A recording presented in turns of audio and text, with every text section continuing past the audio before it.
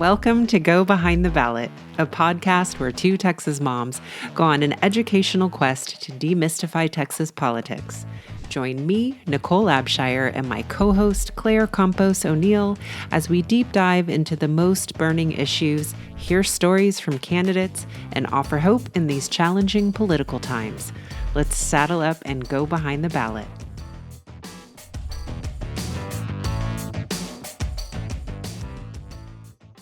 Hi, everyone. Thank you for joining us for this episode of Go Behind the Ballot. I am Claire Campos O'Neill. And I am Nicole Abshire. And we are so happy you are here with us today. So this series that we are chatting about with y'all is our Culture War series.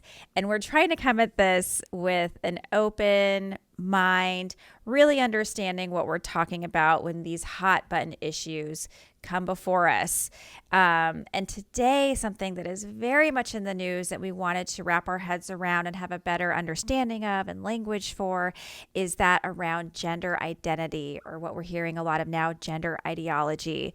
So we had an incredible guest come and speak with us, Ash Hall. Ash has done so much work around LGBTQIA plus rights and advocacy, working with politicians, working with nonprofits, and really trying to help people understand what these bills, these discriminatory bills, what their effects actually look like on Texans.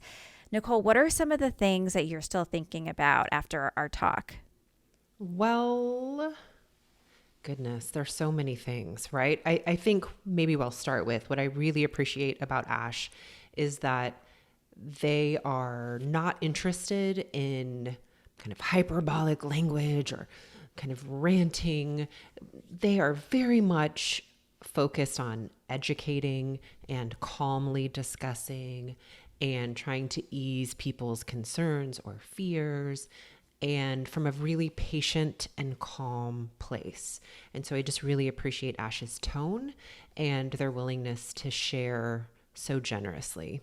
So generously, right? Generously that this is going to be a two-part episode. Midway through the conversation, Nicole and I were realizing there's a lot here, a lot of important things to touch on, and we didn't want to stop the conversation. And yet we thought this would be good if we broke it up because it's a lot to take in one sitting. So learn a lot in the first half, get ready for the second half. It's going to really help you have better language to just like come at this. And I know for me, it's something I'm still learning a lot about. I haven't learned a lot about in the conversation. I was like, wait a minute, can you explain to me what transgender is? Because I think I had this idea that it is this, like Nicole, you said this in the episode, that a lot of people think it's about moving towards some sort of surgery to like completely transition from one gender to the other, but it's not that for some people. It's just this middle space that they stay in. And I was like, oh, okay. So yeah, there's a lot of my own assumptions that were challenged, and I appreciate that Ash was very patient with us and helped explain this, and it felt very judgment free. So it's okay, to ask questions. I'm still going to be learning a lot. I feel like I'm behind on this, but I'm excited to educate myself and understand what it's all about so that I can be a better citizen and a better neighbor and Texan and community member, because at the end of the day, we really want to create a more inclusive state. Yes. And I think, want to prepare people that it is dense. There's a lot of information and a lot to take in.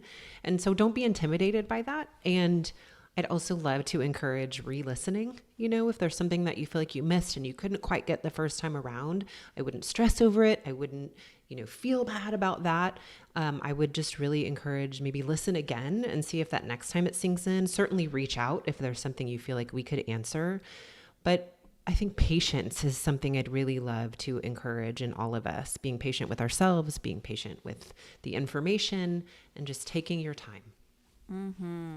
All right. Well, let's listen in and hear more from Ash. Hi, everyone. Welcome to this episode of Go Behind the Ballot. Nicole and I are so excited to chat with Ash Hall. Hi, Ash. How are you? Pretty good. You? I'm doing good. I'm feeling somewhat rested, which is surprising because I have two little kids and they like to get into my bed early in the morning and I lose like an hour of sleep. But I don't know. I guess I had enough coffee to offset that. Yeah. How about you? Nicole said she had a little bit of a chaotic morning, but I here we did. are. I did. We all made it though. We're here. Congrats. Yeah, right. We're Surviving here. chaos is sometimes just all you can hope for. Yeah. Yes. Well, when we have our guests on, we love to get a little bit of their origin story and find out who made them, who they are. So tell us, are you from Texas? Where'd you grow up? What was your upbringing like? Those sorts of things. Yeah, I am from Texas. I grew up in Houston. I spent the first 10 or so years of my life in sort of this kind of Gulf Gate, Magnolia Park area of Houston. So that was pretty inner city. I was definitely a minority racially, but my class status very much matched that of those around me. And then yeah, 10 years in, my family separated, and my mom and my sibling and I moved to Clear Lake, which is very, very different from that kind of inner city area. That is where Mission Control is. It still has diversity, but a different kind of diversity. You're going to see more AAPI communities there than you would in the inner city area that I first started out in, and certainly more white people. Um, but it made for an interesting adjustment. And it was an interesting spot for me as I grew up and grew into my identities because it was the kind of place that was conservative, but also scientifically minded. So you had a lot of people who were very religious, but also obsessed with science, wanted to know every little thing that NASA was doing. And so when it came to social issues, you never knew where people were going to fall. So that made coming out really fascinating. You never knew how anyone was going to react. It made politics kind of one of those subjects that you never talked about if you could help it. There was a lot of polite discussion and a lot of subjects that we avoided. And so, in a way, it felt like my political development was very much stunted by being in Clear Lake, and it was good for me to get out. Yeah. But So Clear Lake is in Houston. it is. It's like a little suburb of Houston, southeast, very, very close to Galveston Island. Okay. We're about as close to the coast as you can get, which gets really interesting during hurricane season. Oh boy. Yeah. Yeah. Yeah. Fellow suburb kid, but suburb of Dallas. So I know exactly what you're talking about with the kind of politeness around anything that could be slightly uncomfortable. And Right. that's definitely my political background too, which is why I feel pretty late to the game, but I'm here and learning. But it Yeah. definitely was not part of my upbringing because it just was not something you don't talk about that in polite company. We keep everything really nice. Yeah. Like, I was Yeah. lucky that my mom would talk to me about it at all. Like, so my understanding at a really young age, because the first election that I remember being aware of was Bush versus Gore. Um, and my elementary school, which was in that inner city area, was interested in talking about that and having informal polls of the students and teaching them what voting was.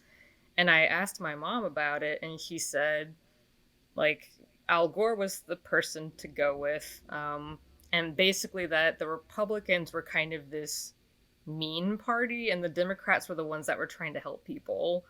And I had no idea at the time how true that would end up being. But that was like a very helpful, teeny tiny primer, and that was about as in depth as it got for a number of years until I was significantly older. So it sounds like there wasn't a lot of discussion in your household regarding politics. Definitely not in the beginning, in part because my father was a Republican, and my mom, of course, was a Democrat, and so bringing that up back when they were together would have been a nightmare. And then, of course, when they separated, all I kind of knew was the Democrats were the nice people trying to help everybody. But at that point, we were in Clear Lake, and that wasn't coming up as much. And so my mom would go do her thing and vote, and I was paying attention to other things, music and band practice and trying to figure out who I was.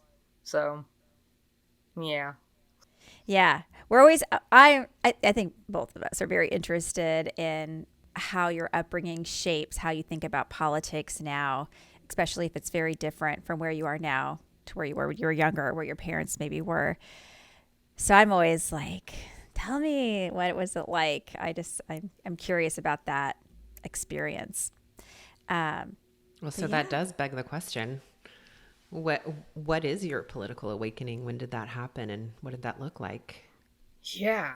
Um, that gets really interesting. So, tell had that us. sheltered high school experience, came out towards the end, at the time as gay. I didn't know anything about gender identity, and I had been walking around for years feeling very different, and not having any language for why. I knew that it helped to come out as gay, though. And so, all that being said, my high school was very competitive. It was close to impossible to get into the top 10% to be considered for the best universities. And so I did not make it into UT Austin, which would have been the best choice probably for somebody with my identities. Um, but what I did do was go ahead and get duped by Baylor University. Um, they had the second best psychology program, and so that appealed to me because that was what I wanted to study.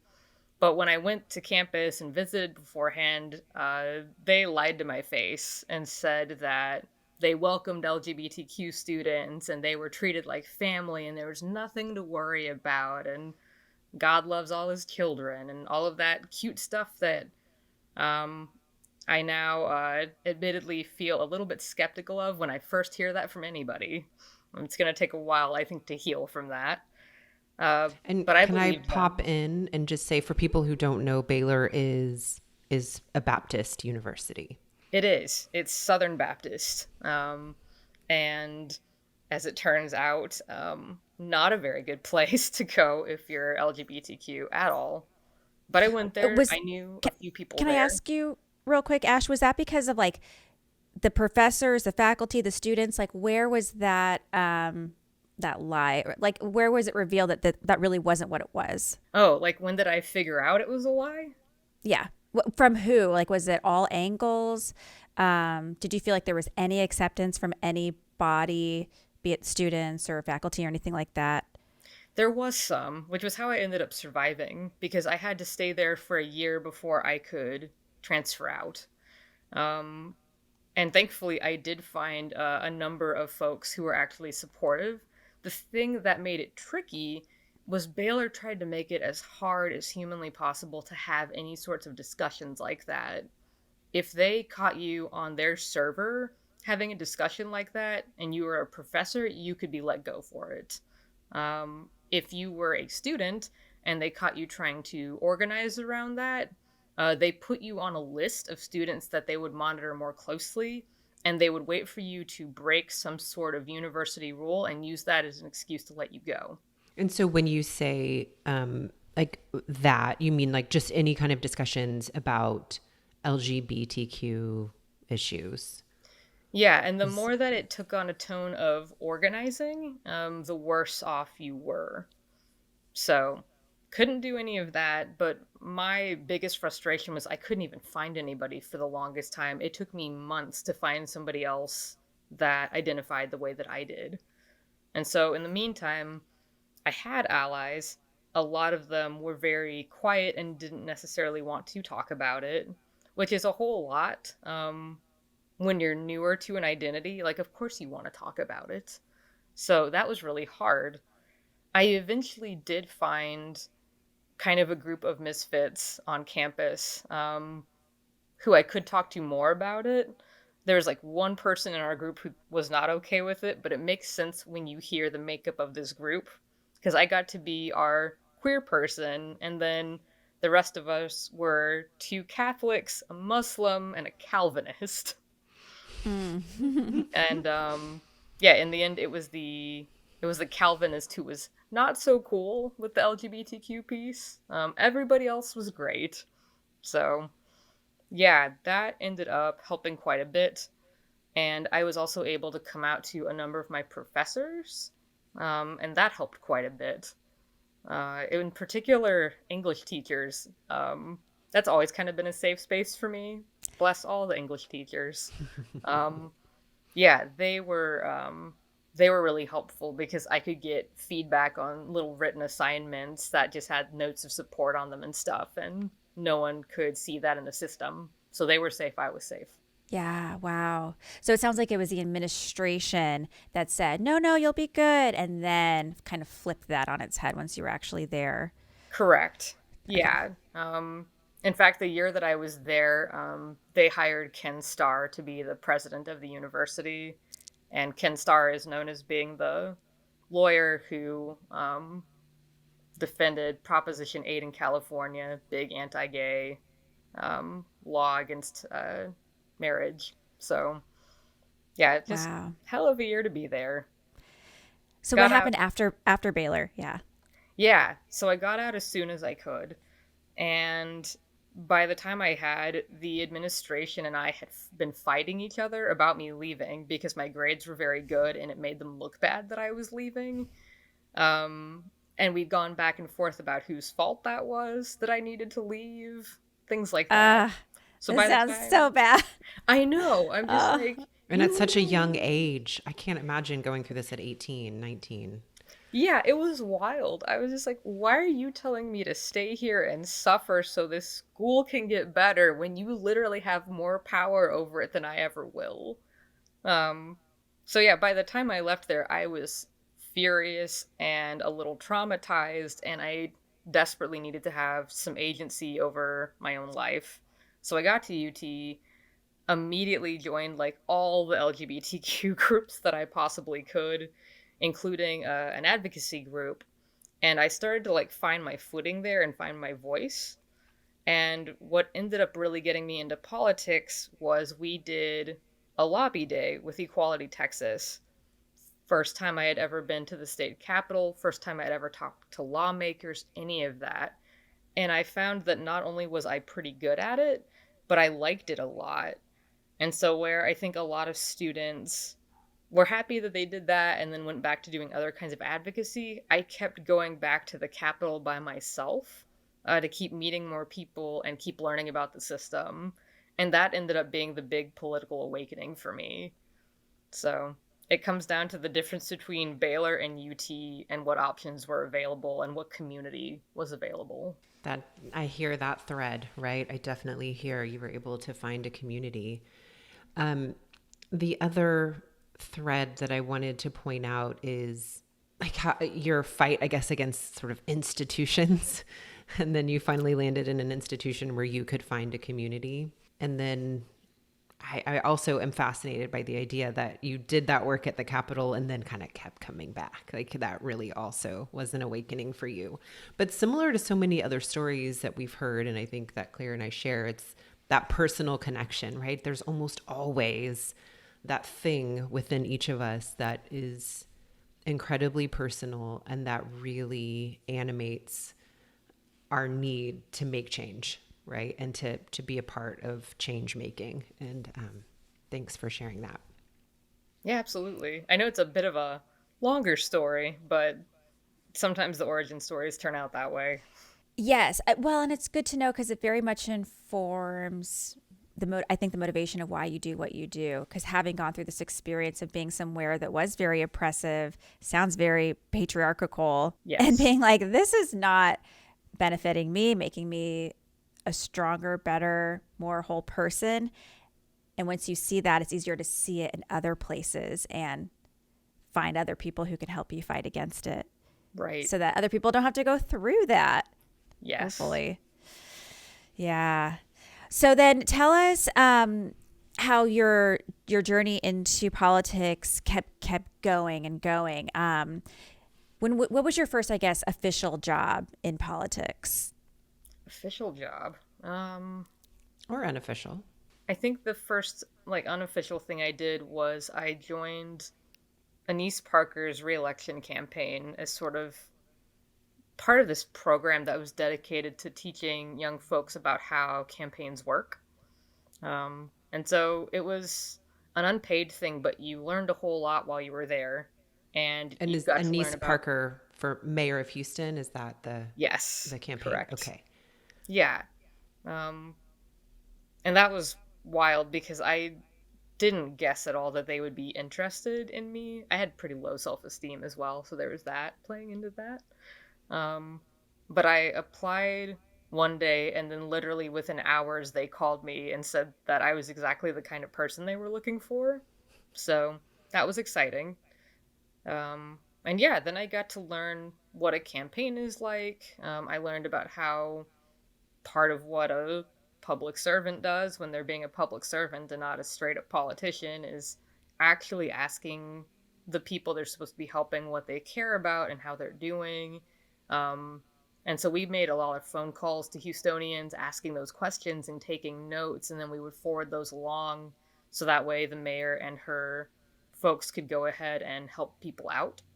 So that was really cool to be a part of. I got to go to some political events. I met her a number of times. And so that was like the first unofficial thing. But doing that helped me get another internship that ended up being pretty huge at the time. It was with the LGBTQ Victory Fund.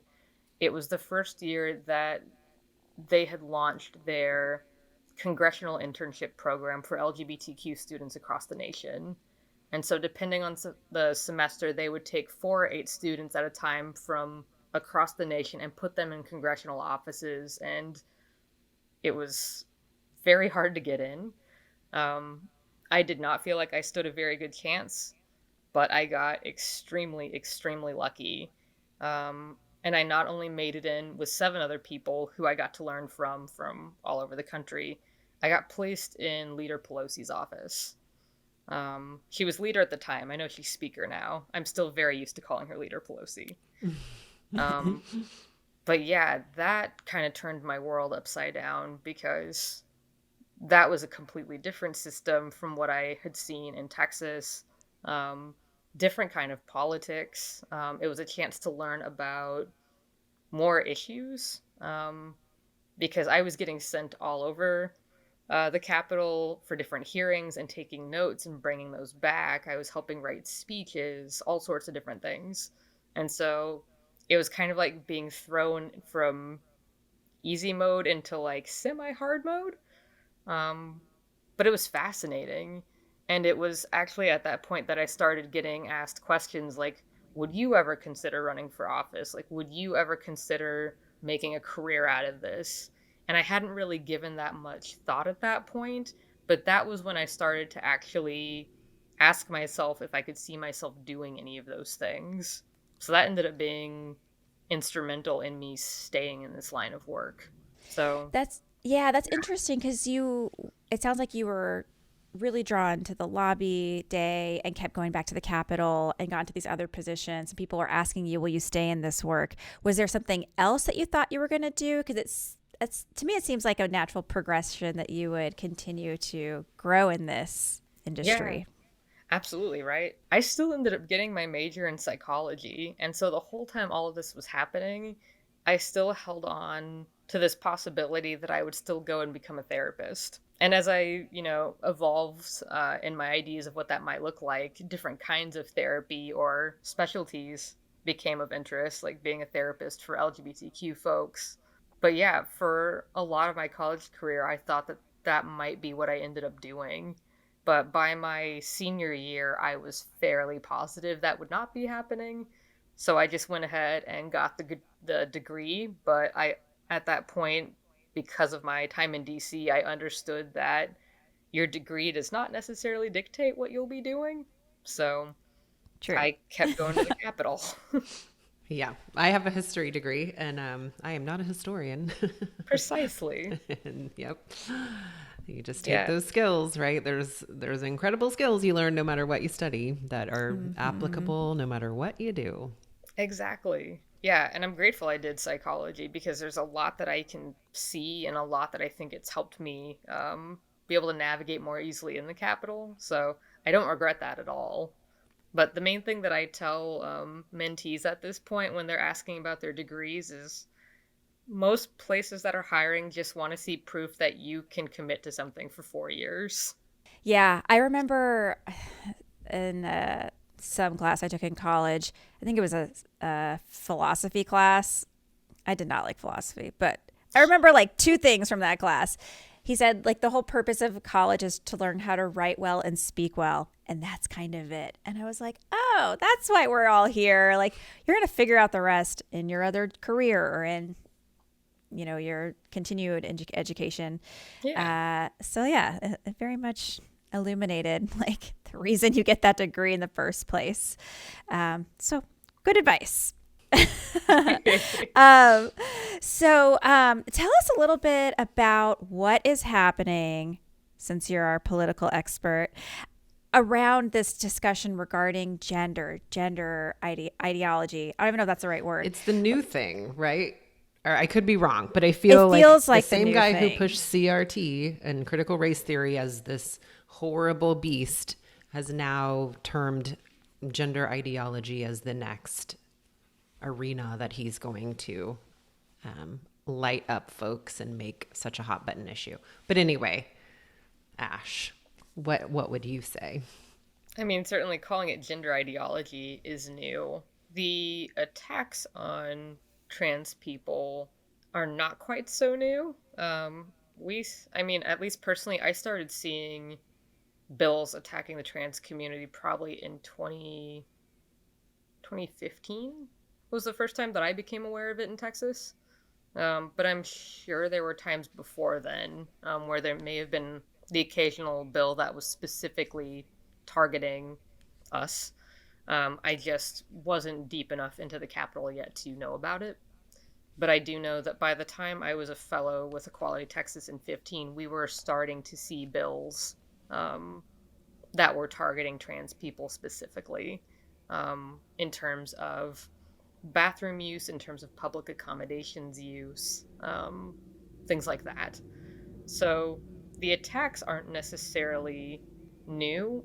What is ramped up is the intensity and the focus by our opponents.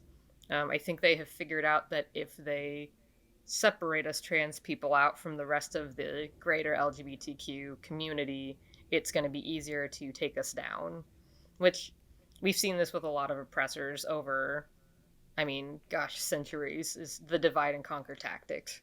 Um, and so, in a sense, that's not even anything new, but calling it gender ideology, coming up with these really wild lies about how parents are forcing this on kids, that's relatively new. Yeah, it's kind of a hot mess. They've So only to look at history to know that we've been here forever. is gender ideology, is that like not, is that not good? Is that, what does that mean? Is that even the way we should be talking about this? Yeah, I wouldn't exactly call it that because Okay. it's not ideology, really. But the idea they're calling it a gender ideology because that makes it sound Like political it's and it makes it sound like something trans people are using to manipulate other people, right? Like when we think of ideology, that's kind of what a lot of us think of, right? And yeah, Really, it's a the way framework that's coming from the right. yes, yeah, That calling okay. it ideology, that's coming from the right. So it's kind of saying like you think that you're this instead of you are this. Yeah, it's Is partially that that. It's partially your parents want you to be this, your teachers want you to be this, liberals want you to be this, but you're not this. This isn't real. And if you think you're this, you're mentally ill, okay? is kind of what that is. Which, as we all know, that is extremely messed up because that's not how it works. And trans people have been here pretty much since the beginning of time. Um, there's art and there are archaeological findings and anthropological findings that prove that we've been around forever. There would be more, but actually, a lot of information on trans people going back further in time was actually burned by the Nazi Germany regime. So that's why there's not more. But Mm-hmm. yeah, calling it an ideology is fairly new, but all we've really been talking about in LGBTQ plus circles, in progressive circles, mental health circles, you name it, it's just a matter of talking about gender identity and expression, and making it clear to people that there are more than two genders. You may or may not find that one of these genders works better for you than the one that you were assigned at birth. It's not a big deal either way because you're still human and worthy of dignity, love, and respect. But if you do fall into this broader transgender category, there are some considerations to make around your personal safety. And there's a journey you may have to go on if you find that you need to make changes to your body, because the medical process is pretty intense and has a lot of roadblocks, as well as, for that matter, the mental health system and the legal system. So that's most of what those discussions were.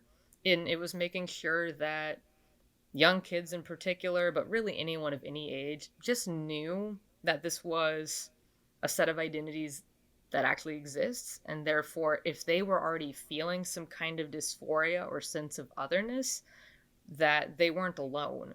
And that that otherness isn't a bad thing. There's feeling different and feeling okay about that, and there's feeling different and feeling terrible about it. We would prefer that people feel good or okay about it because most of our differences are something to celebrate. So basically, conservatives took that whole model, that whole way that we were talking about this, and they have turned it into something that's supposed to be about child abuse and forced surgeries and no consent whatsoever for the kids. And it makes the whole thing sound terrible and scary when it's really anything but. The kids in the families where parents are actually accepting, they kind of lead the way on the process, and the parents are there as guides. And it's the same thing with doctors and therapists and everybody else who's kind of part of that kid's journey. But the kid leads the way. The kid is the one who decides what happens and what doesn't. Everyone else can advise as to when or what is appropriate based on age or development. But yeah, there's really nothing scary about it. Yeah. Yeah. I'm trying to wrap my head around why some people are feeling so much resistance in this moment to this conversation about gender identity. And, all of a sudden it feels like we're asking people what their pronouns are, and even like non binary. And like it feels like there's a lot of newness, and that always, you know, kicks up the ground for confusion and change. And there's so much resistance to that. So I guess I'm trying to figure out what my question is here, but how do we help people get over that discomfort and start understanding that adopting this language, accepting people, we're going to be better on the other side? How do we help those people get there? Yeah, I mean, that's part of what I'm trying to figure out. And it reminds me that as much as we need policy change, we also need culture change, and we can't have one without the other without things not going well. Um, And so on my end, I just try to be really reassuring. I tell people, folks who have identities like mine that are non binary, we've always existed. We just didn't always have the words to describe who we are. And so now we do. We have found other people like us. We have found pronouns that work for us. And now we just want people to not only know who we are, but to respect who we are, because that's part of how we love each other as humans. And so it doesn't have to be something scary, and it's okay if you mess up, if it takes a while to get used to this. You're not going to be in trouble, you're not going to be screamed at, anything like that. These things take time. And so that's part of what I'm doing to help people understand that. I also make it clear that, like, it doesn't mean that you absolutely have to question your own gender identity. It doesn't mean that you have to take on a gender or anything like that that you aren't prepared to take on. I think some people believe that we want everyone to be transgender, and it's like, that is not true. That sounds like a lot of work, for one thing. Um, I think some of what makes people uncomfortable is realizing that because trans people exist, so do cisgender people. Folks who are not transgender, whose identities match what's on their birth certificates. And I don't think that would necessarily matter so much to people, but when you come into conversations about power and privilege and who is more likely to be a victim of violence or who is more likely to not get a job, things like that, that's when people start to dig in their heels because people associate privilege with being the bad guy. And it's really not the case. It just means that the way our systems are set up, you're supposed to have an easier time than another group of people with an identity that you do not have. Um, it doesn't make any particular person a bad guy, but people are very resistant to the idea that they could have any kind of privilege because they feel that their own lives have been hard or they have other identities where they do not hold privilege. And the thing is, as we know, we all hold a number of different identities, and the whole thing is very complex. And we'll have power in some places and none in others. And ultimately, the thing that needs to be changed more than anything are the systems that privilege some people over others and end up hurting different people. At some point in time, an identity that we hold will be attacked and will be hurt over that. And at another point in time, we'll be fine, but somebody that we have privilege over is going to be hurt and we won't even feel it. So, Yeah, I think that's the scary thing. Like identifying and seeing, truly seeing the power and privilege that we all possess in some, one way or another. Because I think there's that fear, like if I lose that privilege, if I lose that advantage, I will be alone, left in the dust, whatever, not be able to provide for myself. And it's such a bigger thing when you zoom out because it is this scarcity capitalistic sort of world we've right. been a part of. And that's the harder thing to change. And, you know, the change is hard and scary, but the road we're on at the same time is not, it's not like the better of the options. It's going to be more Yeah. work to change it. But Yeah. here we And I don't are. even know Yeah. that people are conscious that they're scared to lose any kind of privilege. But what I am seeing people consciously do is take offense to being told they have any privilege. And so I think that's part of what's at play here is nobody wants to feel like there's some kind of oppressor or because their first instinct is confusion or anger because they are confused that makes them a bad person, things like that. um, Yeah.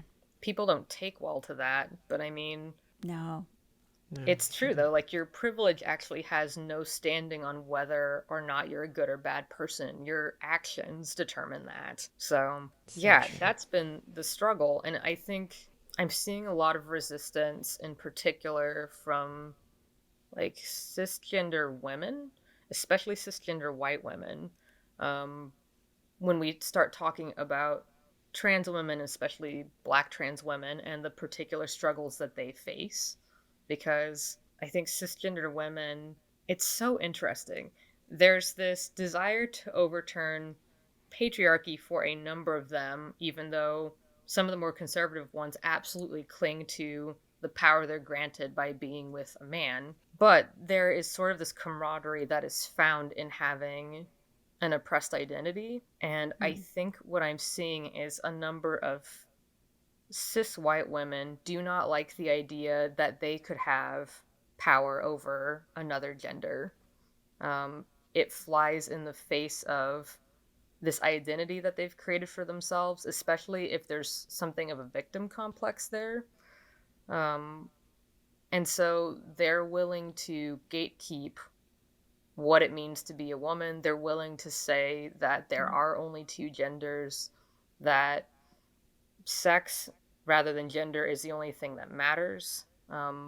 By which I mean we're talking DNA, chromosomes, secondary sex characteristics. Um, but yeah, it's a lot of effort to gatekeep so that there's this shared identity and illusion, perhaps, that they can maintain where they're strong and independent, but at the same time, victims worthy of attention and funding and whatever it is that they've attached to that particular identity. But none of that changes that when we are looking at violence and proportions in terms of communities, Black transgender women are undergoing an epidemic in terms of assault and in terms of murder. Um, and so you can gatekeep all you want, but that doesn't solve the greater problem of this violence is happening. Um, so it's kind of a mess. And it's an area that I feel like I have to be so careful in as a trans person, because at this point, as wild as it is with all the advocacy that I've done and everything I've seen, I actually feel like I have to be the most careful now around white cis women, because if I push too far, the amount of vitriol and sort of that sense of betrayal that I have Mm-hmm. seen white cis women express is a little bit intense, and sometimes it kind of scares me. So it's been kind of wild. Um, And you mean being careful? What do you mean by that? Like, how are you careful? like explaining gender identity and expression and transphobia versus sexism versus trans misogyny, and like how we fit race into that and intersectionality. All of these conversations, they're very important conversations that desperately need to be had. And it's interesting because I'm finding that for the first time in my life, I am starting to get really nervous about having those conversations with cisgender white women. Well, I feel like I may be coming into this a little late to say this, but I feel like a breakthrough I had. So, Ash, I've shared on the podcast before that my 10-year-old is non-binary, and we had to do a lot of learning Yeah. when we had that conversation. My husband and I, well, actually, my whole family, and so one of the like sort of quick moments of tension that it brought up was that we knew, and we also knew that we were going to be heading to West Texas for Christmas within a couple of months of This Is My Child Cassidy announcing that they were non-binary. And so Yeah. we kind of went, not a tailspin quite, but a little bit of, okay, so how are we going to handle this with our very conservative West Texas family? And so I decided what would be best was if I wrote a letter to them, just kind of detailing what to expect, and we're going to be coming, and this is what you're going to see when we get there, so that everybody could have, kind of their own private reactions. But what I found as I was writing the letter was that I needed to do some education, share the education that I had gone through as a result of Cassidy's announcement. And for me, I broke it down into categories for them, which was, there's gender identity, there's gender expression, and there's sexuality. Yeah. And so, I was just trying to very succinctly, very simplistically say, gender expression is how you appear to the world. Gender identity is how you identify yourself. And then sexuality, of course, is who you're attracted to. And so in Cassidy's case, their gender expression, they actually have a more sort of feminine presenting look to the world. But their gender identity is that they don't feel like a girl or a boy, and that we're not going to talk about sexuality because they're at that point, they're 8. That's not a Right. discussion we need to have. Plus, it's also not really anybody's business, right? Right. And so sometimes I think just that super basic framework is sometimes gets lost in all of that, is just like, okay, let's just really take all of the fever pitch, what people view as so scary, and break it down like that. Because even I want to throw out there too, that it does get complicated, and also it can be really simple. Like my older daughter is gender nonconforming. Her gender expression is very male presenting. Her gender identity, she identifies as a girl. And again, we're not going to talk about sexuality.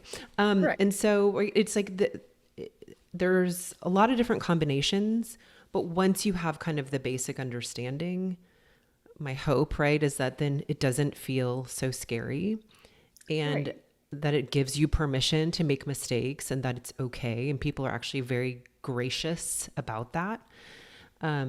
But I just kind of wanted to step back, I think, and really highlight just sort of categories for people who might be feeling a little confused when we talk about these things. Yes. Because, Yeah, apologies. I may have gone off on a tangent there for a bit. But yeah, well, that's in its simplest form what this discussion is. That these Yeah. categories exist. They're here to help you have language for how you feel and who you are. And I think there are people, especially conservatives, who get scared at the idea that these are identities that they can explore. I get the sense some of them probably would identify in ways similar to myself if they would allow themselves to explore those Mm, identities. And that scares them, and that makes them yeah. have a bad reaction. well, Yeah. that Well, need to it's declare is such a sticking point. And it's like, but Right. what if instead we just kind right. of approached all of this with a little bit of fluidity? Like, it's okay. You can Yeah. explore and you can change your mind, and or not even necessarily change your mind, but just sort of find out new things, learn more about yourself and discover new aspects. Like, why does everything Exactly. have to be so fixed? Right. Yeah, and I think fixed is what has brought a lot of these folks comfort. Whereas Of course. for Yeah. folks like myself, the idea that nothing is fixed is what brings comfort. But it's, That's a tough place to be in for yeah, so many people. yeah. And I mean, the truth of the world is like some things are fixed and some things aren't. And the comfort you find in it is really what you make of it, you know? And None of this and Yeah. that stuff. you can find your own comfort, but you Yeah, don't have to impose that on somebody else, precisely. right? And Like, it's interesting because they're accusing the trans community of imposing our identities and the way that we see these identities on the world, when the more accurate way of explaining this struggle is they do not like that there is an alternative way of seeing the world to what they see and what they've been taught, and they are trying to impose their worldview on the rest of us. Our identities, our mental health be damned. Hmm. And do you think that's about power and control, about controlling what people do with their lives and who's in and who's out? From a political framework, absolutely. This goes along with the struggles we've been having about bodily autonomy and abortion access, things like that. Yeah, the Republican Party in particular thrives when they get to dictate what we do with our bodies and how we see ourselves and what XYZ identity means about what rights we do and don't have. Because their whole thing is making a certain class of people feel incredibly special, and then the class below that gets to spend their lives feeling hopeful that they will enter that class, Mm, and then the class below that, they have no hope. They exist because that middle class there needs to feel like they're better than somebody. So that's kind of the system that they have set up that they want. And so people who are trans, yeah. LGBTQ, Muslim, Black, Latine, AAPI, you name it, anyone who is different from that kind of like white, cishet, Christian, idealized model that they have come up with exists to be controlled or to serve as the basis of somebody else feeling better than.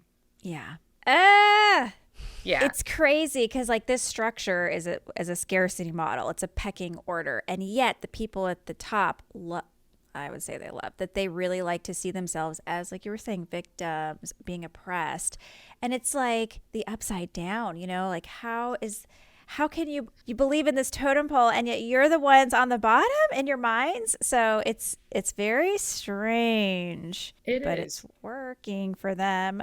It is, and it's odd. I've met people who grew up in these environments where they did have quite a bit of privilege, but they were taught by their church groups. They're practically cults in some cases, to be completely real with you. But they've been taught that by virtue of being Christians, white Christians, etc., they are actually victims. The world is going to treat them terribly, and they must cling to their faith in each other, um, and be ready to I guess, go out the same way Jesus did, it's fascinating and seems to kind of miss the point of the Jesus story in the first place.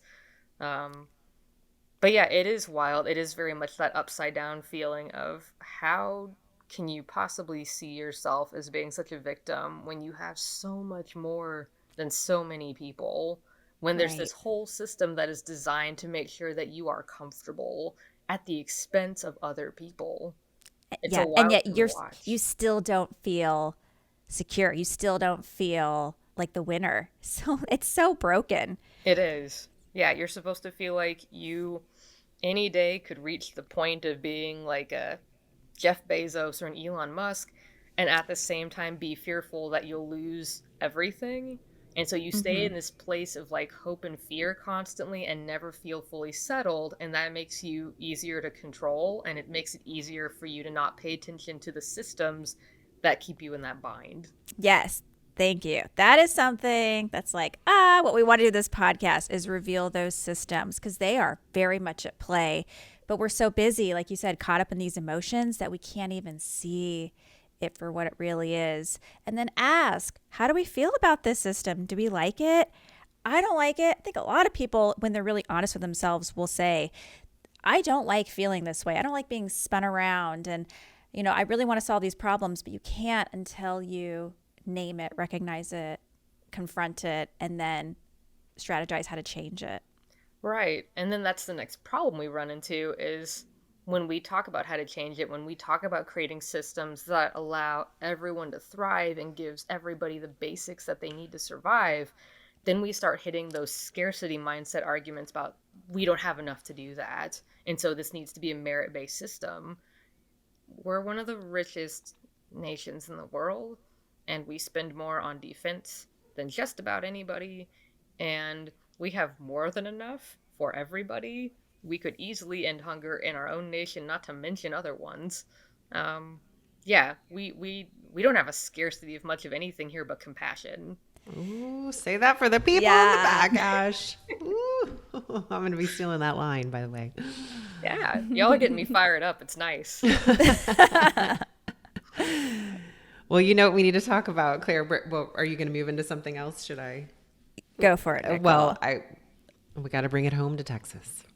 Hey, y'all. We hope you're enjoying the interview with Ash Hall so far. So, this is part 1 of the episode. Part 2 will air next week. And in part 2, we talk more about the bills that were introduced in the Texas legislature last session and the ones that are going to be on the horizon. Also, some of the things impacting families with children who belong in the LGBTQIA plus community, specifically transgender children, and the challenges those families are facing right now. So we really encourage you to tune back in. This was a great conversation, and we just love sharing our time with Ash. See you next week.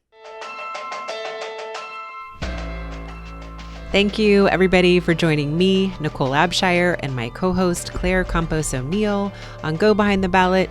Hopefully, we've demystified some little portion of Texas politics, and we hope that you'll do more with us. Check out our website at www.gobehindtheballot.com, where you'll find links to all of our social media, and you will find our community.